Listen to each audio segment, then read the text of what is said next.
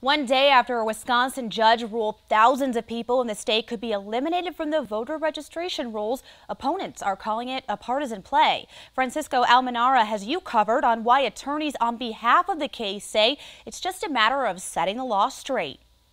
Just 2 months before primary elections in Wisconsin, an Ozaukee County judge has decided 234,000 voters are no longer eligible to vote. This past Friday, the judge issued a ruling that we are in fact correct. The Wisconsin Election Commission sent mailers to those people notifying them that they may not be eligible to vote because they may have moved. Lucas Weber says the commission gave people up to 2 years to respond instead of the 30 days listed in state statute. That is unlawful. It's not what the statute allows, and the Wisconsin Election Commission is not given the authority under the statute to deviate from that.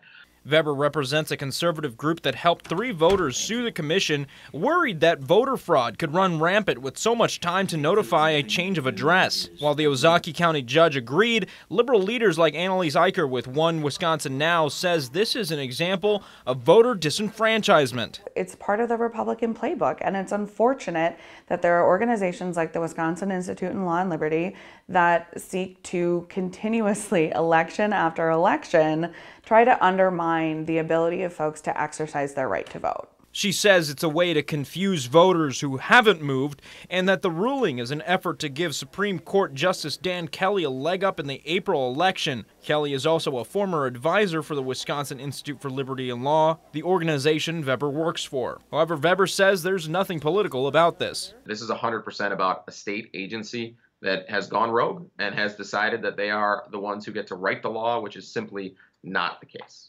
Both did agree on one thing. Check your voter registration and make sure everything is in the clear before Election Day rolls around. If you need to register, you can do it online, at your local clerk's office, or even at the voting booth on Election Day.